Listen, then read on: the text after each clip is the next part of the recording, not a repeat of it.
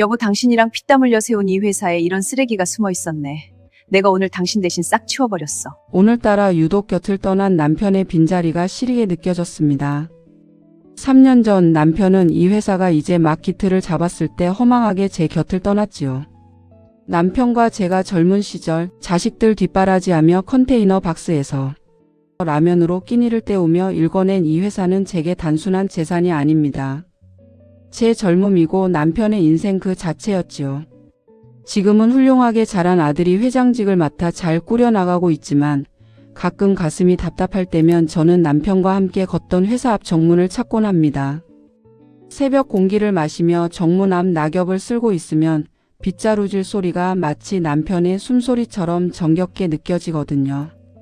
저는 오늘도 화려한 사모님 옷은 장롱 깊숙이 넣어두고 옛날 공장에서 입던 해진 작업 조끼에 모자를 눌렀었습니다. 누가 알아봐 주길 바란 것도 아니었고 그저 그 시절의 소박한 제 모습으로 남편을 추억하고 싶었을 뿐입니다.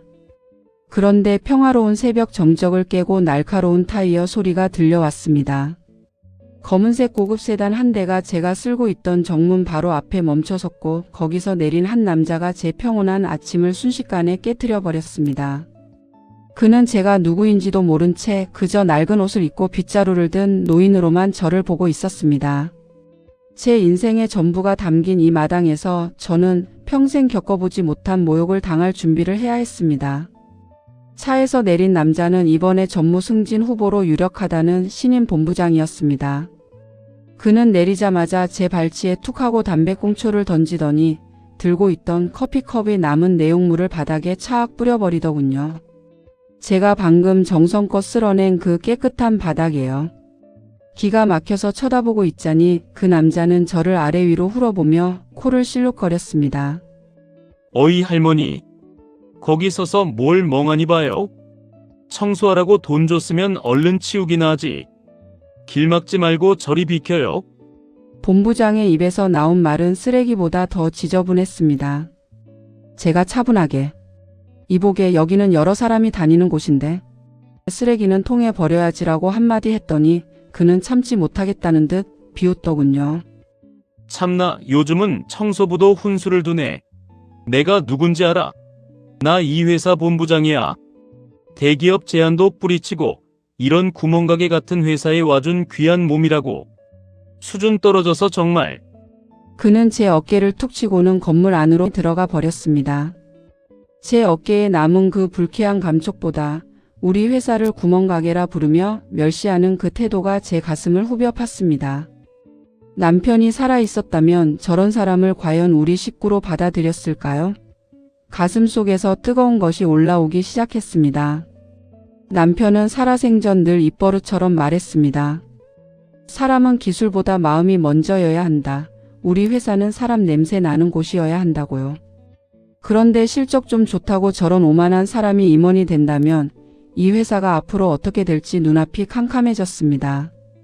저는 빗자루를 내려놓고 아들의 집무실로 향했습니다.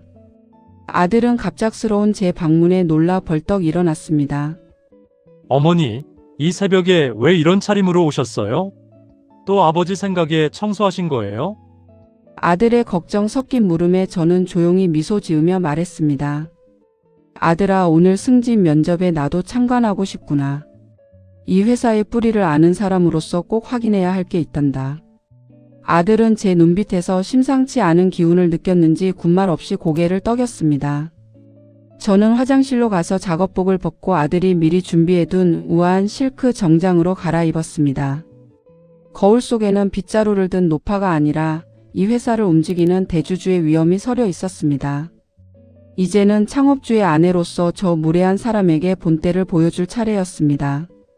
승진 심사장의 문이 열리고 본부장이 당당하게 들어섰습니다. 그는 가장 비싼 정장을 차려입고 자신만만한 표정으로 면접관들을 훑어보더군요. 하지만 면접관석 정중앙에 앉아있는 저를 발견하는 순간 그의 표정은 마치 유령이라도 본 듯 순식간에 굳어버렸습니다. 제가 인자하게 웃으며 그를 빤히 쳐다보자 그는 눈을 비비고 다시 저를 보았습니다. 아침에 자기가 밀치고 욕했던 그 청소부 할머니가 왜 앉아있는지 도저히 이해가 안 간다는 표정이었죠. 아들이 근엄한 목소리로 입을 열었습니다. 오늘 특별 면접위원으로 저희 회사의 공동 창업주이자 현재 최대 주주이신 저희 어머니를 모셨습니다. 본부장의 얼굴은 1초 만에 흑빛으로 변했습니다. 방금 전까지 기세등등하던 그 어깨는 축 처졌고 잡고 있던 서류 뭉치가 바르르 떨리는 게 제 눈에 다 보였습니다. 그는 연신 마른 침을 삼키며 제 눈을 피하려 애썼지만 저는 시선을 떼지 않았습니다. 면접장 안에는 숨소리조차 들리지 않는 무거운 정적이 흘렀고 그 정적은 본부장에게는 사형 선고와도 같았을 겁니다. 저는 나직하지만 힘있는 목소리로 질문을 시작했습니다. 본부장님, 아침에 제가 치운 건 낙엽뿐만이 아니었습니다. 본부장님이 바닥에 내팽개친 그 양심도 같이 쓸어 담았지요. 본부장은 땀을 비오듯 흘리며 고개를 들지 못했습니다. 사모님인 줄 정말 몰랐습니다. 제가 잠시 제정신이 아니었습니다. 변명하는 그의 목소리는 애처롭게 떨리고 있었죠. 저는 다시 물었습니다. 사모님인 줄 알면 예의를 차리고 청소부면 함부로 대해도 된다는 게 본부장님의 경영 철학인가요? 우리 회사는 남편과 내가 가장 낮은 곳에서부터 땀 흘려 일궈낸 곳이에요. 회사를 구멍가게라 비하하며 직원을 벌레 취급하는 사람에게 이 회사의 미래를 맡길 수는 없네요. 아들 역시 차가운 눈빛으로 본부장을 보며 말했습니다. 실적은 숫자에 불과하지만 인성은 회사의 존립 근거입니다. 어머니의 판단이 곧 제 판단입니다. 본부장은 제 발끝만 바라보며 아무 말도 하지 못했습니다. 그 잘난 입이 드디어 닫힌 것이죠. 본부장은 결국 무릎을 꿇고 사죄하기 시작했습니다. 한 번만 기회를 주십시오. 제가 회사를 위해 올린 실적을 봐서라도. 하지만 저는 단호했습니다. 본부장님이 올린 수익은 직원들의 자존감을 깎아먹으며 쌓은 성이죠. 회사를 존중할 줄 모르고 사람 귀한 줄 모르는 사람은 우리 회사에 필요 없네요. 결국 본부장은 승진해서 탈락함은 물론 그동안 부하 직원들에게 행했던 갑질들이 전수조사되어 해임 절차를 밟게 되었습니다. 소문은 순식간에 퍼졌고 직원들은 보이지 않는 곳에서 저를 보며 감사 인사를 건넸습니다. 저는 다시 작업복으로 갈아입고 남편의 사진이 걸린 로비를 한참 동안 바라보았습니다.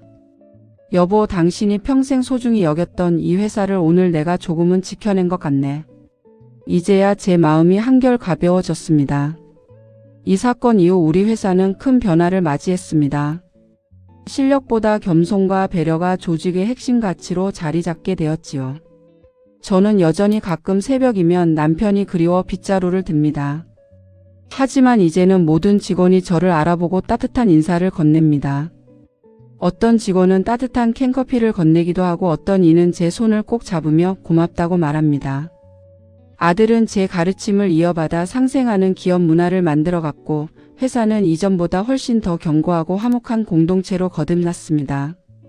돈은 있다가도 없는 것이지만 사람의 향기는 영원하다는 그 평범한 진리를 다시 한번 가슴에 새깁니다. 남편을 추억하며 잡았던 빗자루가 결국 회사의 독초를 뽑아낸 셈이 되었으니 하늘에 있는 남편도 분명 웃으며 저를 칭찬해주고 있겠지요. 진정한 권위는 남을 누르는 데서 오는 것이 아니라 가장 낮은 곳을 살피는 마음에서 온다는 것을 보여준 제 인생의 소중한 경험이었습니다.